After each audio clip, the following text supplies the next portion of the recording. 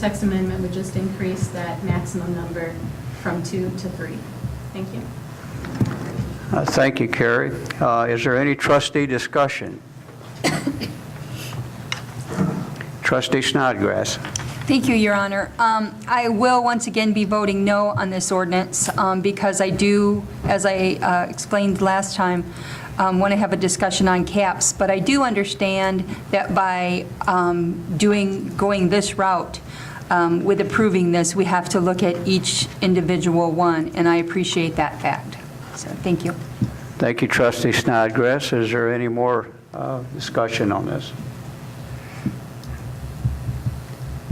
I see none. We'll take roll call. Trustee Tamman? Aye. Kidd? Aye. Wilson? Nay. Yo? Aye. Beck? Aye. Snodgrass? Nay. Mayor Boland? Aye.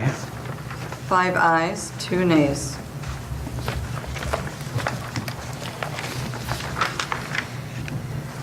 Ordinance 32-13 has been approved for second reading.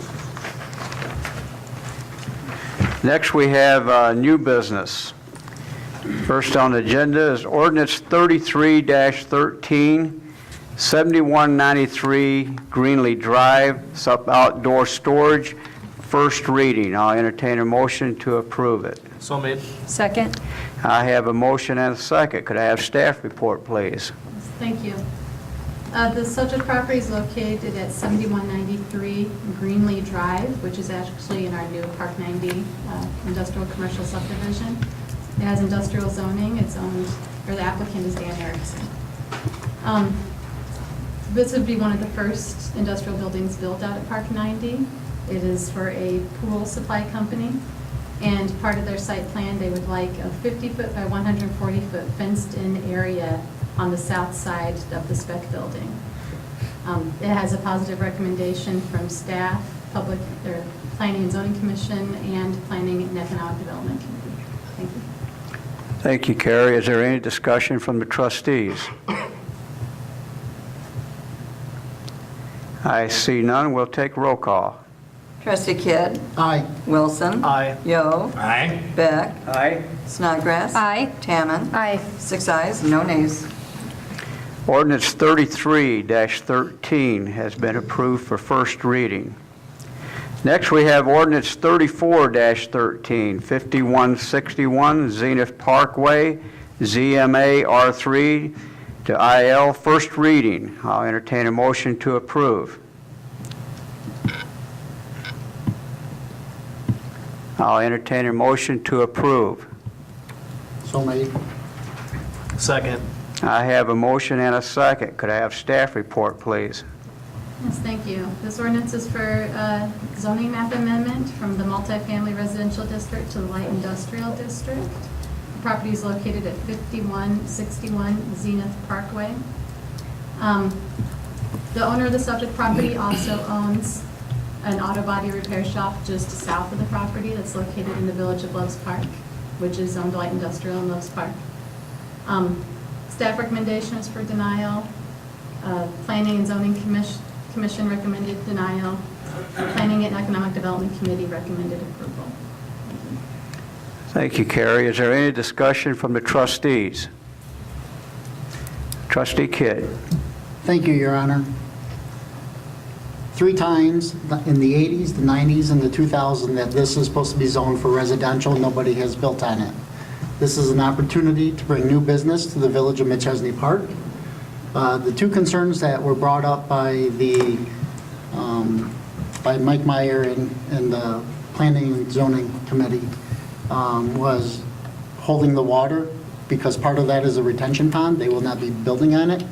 And the owner of the apartment complex, his concern was to make sure that it's not a eyesore to the public.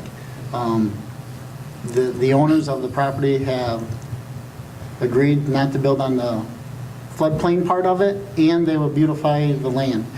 I also like to state that when it was Tom's Auto Body many years ago to not too long ago, it was a hideous, corrupted building. that was not appealing to the public eye. I have some pictures if anybody would like to see what the Village Auto Body looks like, and the owner is here with pictures of Tom's Auto Body Shop if somebody needs to see a compare contrast. That's all I have at this time. Thank you, Trustee Kidd. Is there any more discussion? Trustee Yo. I'd like to direct maybe a question towards Carrie. I, too, am in favor of economic development, and I think they've done a fantastic job on that site, even though it's in Rose Park. Is there any way, you saw the presentation last week, or 2 weeks ago at our meeting, is there any way that the same thing could be accomplished without going to the light industrial zoning? Yeah, if they were just going to do storage, accessory storage to the auto body repair on this property, they could rezone to commercial general district rather than light industrial. If they're going to then do major auto repair, which body work is considered major auto repair, they would need a special use permit in addition to the commercial zoning. But they do not need to zone light industrial to do what they want to do. Okay. Thank you. Is there any more discussion? Well, I guess I do have, I'm sorry. Trustee Yo. Was the applicant aware that they could do that? Yes. Yeah. So I they do could not get to speak accomplish to her about the everything option that of was applying presented for- at the last meeting? I spoke to her before the public hearing about the option of applying for commercial zoning with a special use rather than industrial zoning. Okay, thank you. Is there any more discussion? Trustee Beck. Yes, as a landowner myself, apartment buildings, that type of an IL zoning use right next to a residential could be, usually you have buffers going downline from industrial subdivisions, so I more than likely will vote no on this, pending any other discussion. Thank you. Is there any more discussion? Trustee Kidd. If there is a buffer and somebody was to build a apartment complex next to an auto body shop, what's the difference of somebody building into something that hasn't been used for for land development over the last 30 years? I don't understand your logic, Mr. Beck. Trustee Beck. I'd like to answer that question. An IL is a very intense use. Have you read the code book and understand what uses could be put on an IL? I do. Okay, as long as you understand them. Thank you. Okay. Is there any more discussion?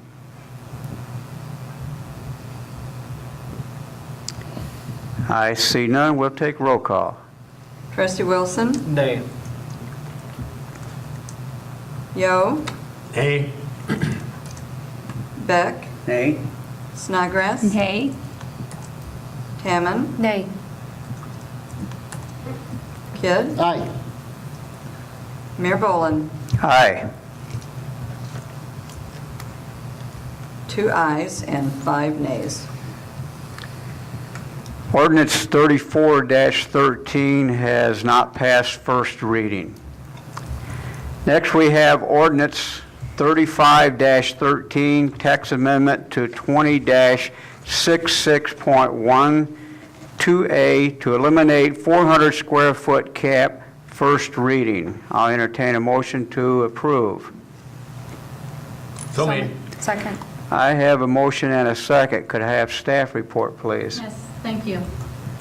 Currently, our zoning ordinance, when it comes to calculating how much signage is allowed on commercial lots, they're limited in square feet equal to either the lineal feet of lot frontage or double the lineal feet of building frontage.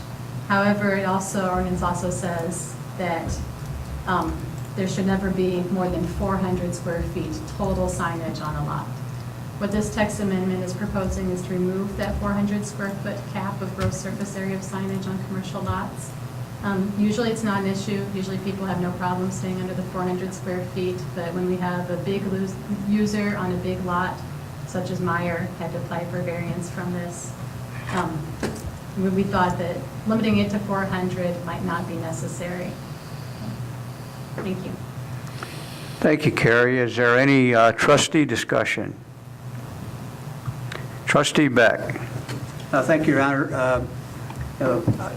When I worked here in the village back in the early 2002, up in there, is when they actually started looking at the sign usage and sizes of signs, well knowing that the 173/4 was going to fill up, and they didn't want these big monster signs on every small plot.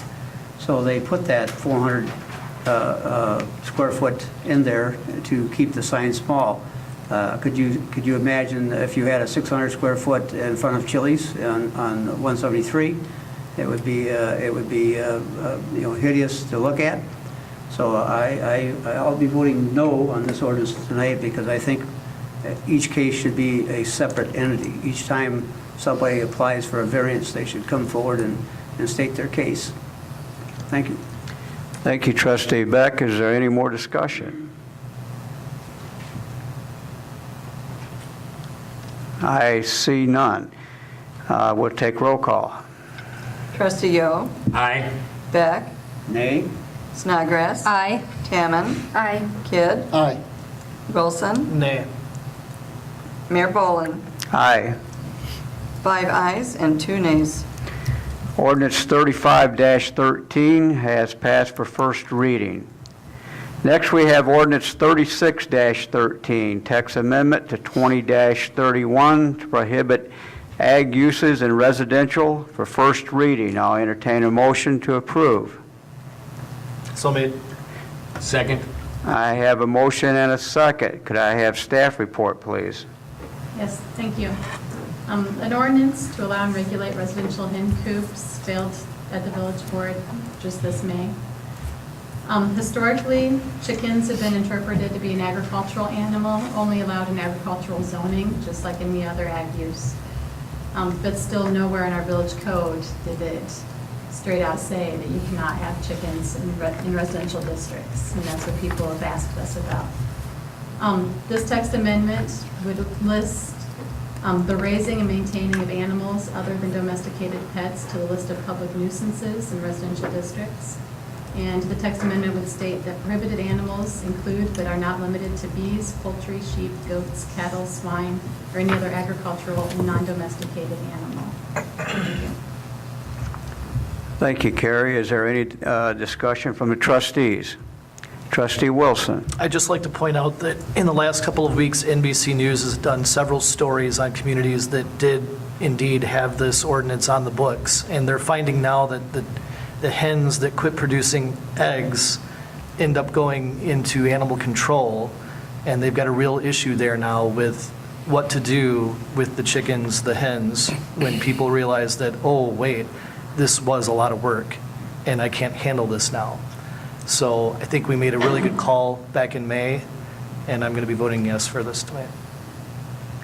Thank you, Trustee Wilson. Is there any more discussion?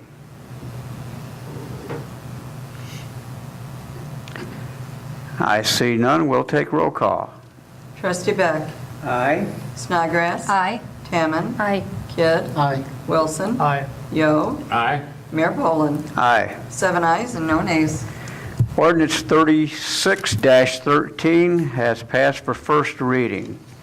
Next, we have ordinance 37-13, text amendment to chapter 14, 14.7